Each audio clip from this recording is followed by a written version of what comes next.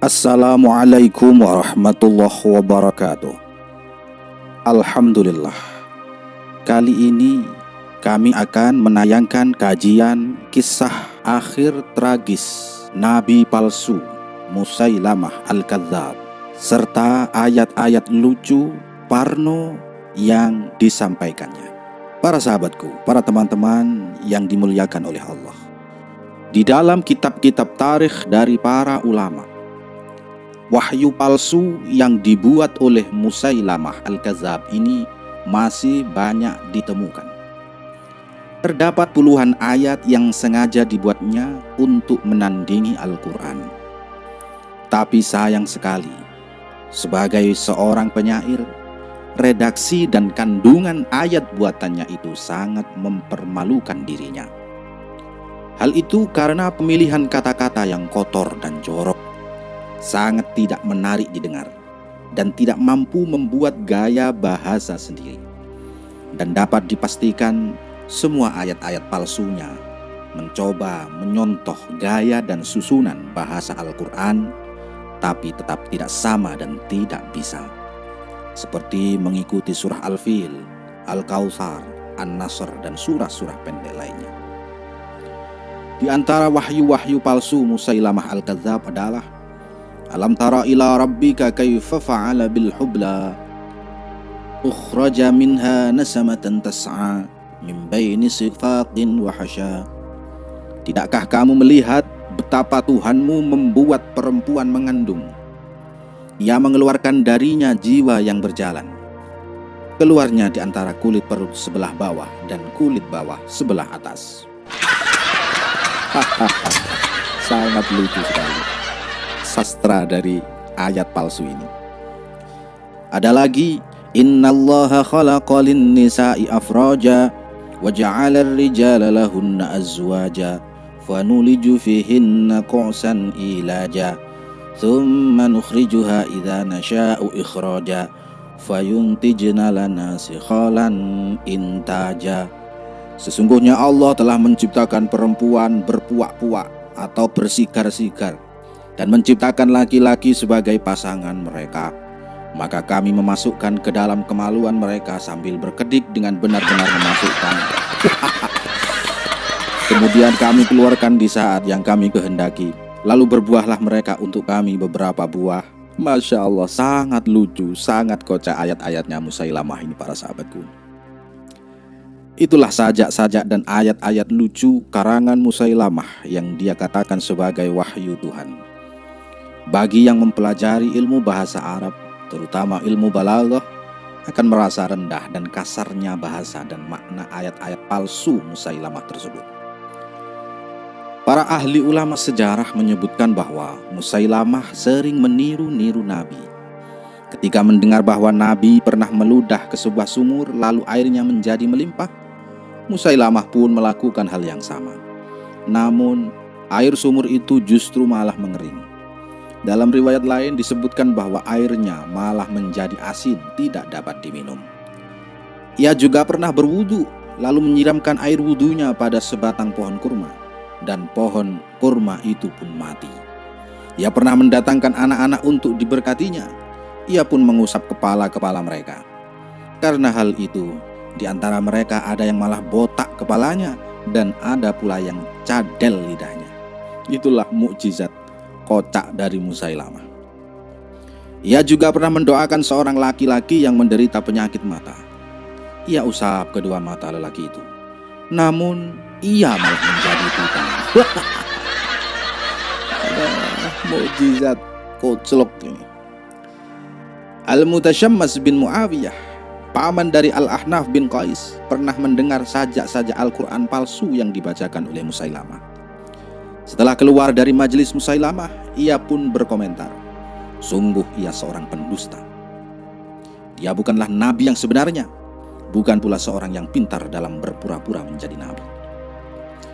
Orang-orang Yamamah yang mengikuti Musailamah begitu fanatik dengan dakwah kenabiannya.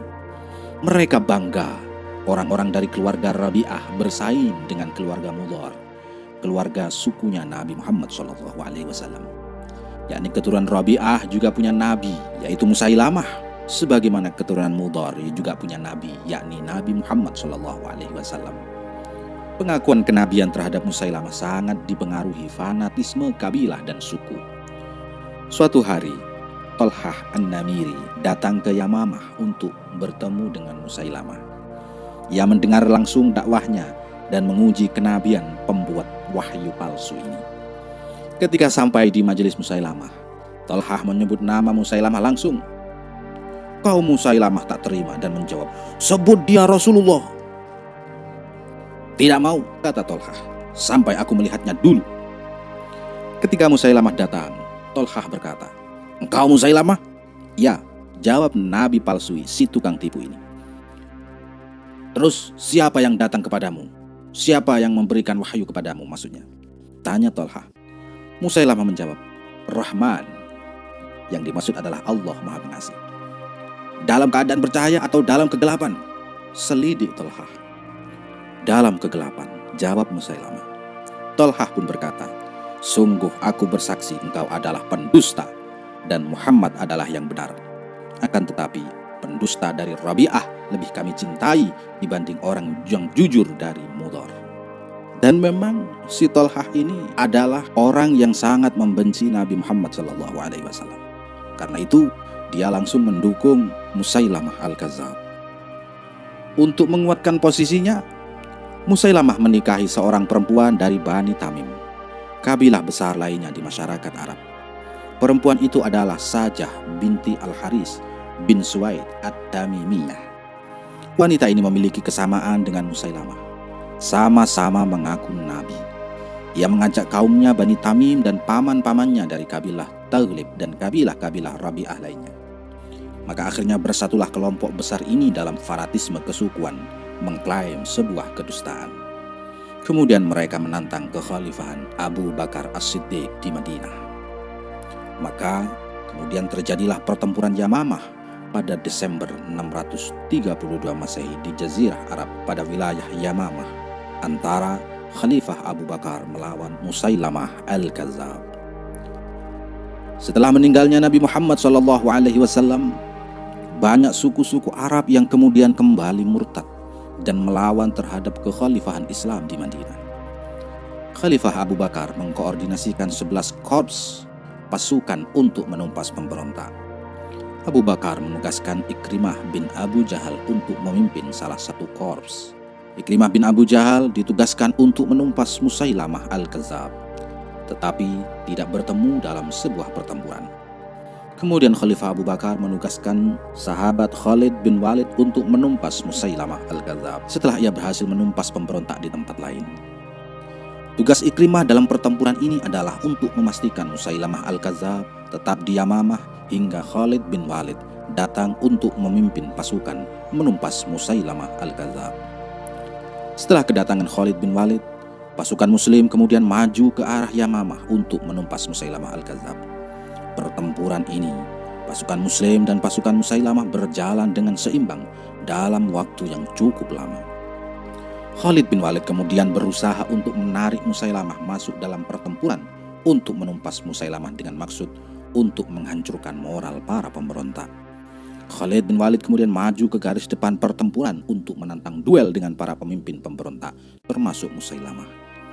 Ajakan duel ini disetujui dengan Khalid bin Walid berduel dengan pemimpin pemberontak. Satu persatu, pemimpin pemberontak berhasil dikalahkan Khalid bin Walid hingga ia berhasil berduel dengan Musailamah Al-Kadzdzab. Tetapi Musailamah Al-Kadzdzab berhasil melarikan diri bersama pasukannya. Kemudian Musailamah Al-Kadzdzab beserta 7.000 pasukannya mundur ke benteng pertahanannya.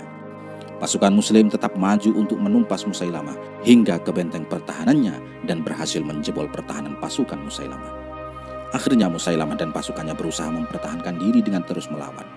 Pada akhirnya Musailamah dapat ditombak oleh Wahsy, seorang budak yang dulu pernah membunuh paman Nabi Hamzah bin Abdul Muthalib, tapi sekarang sudah menjadi pasukan Islam, dan kemudian seluruh pasukannya dapat dikalahkan dalam pertempuran ini. Semoga kisah ini menjadi bahan renungan dan manfaat bagi kita. Wallahu a'lam bishawab. Wassalamualaikum warahmatullahi wabarakatuh.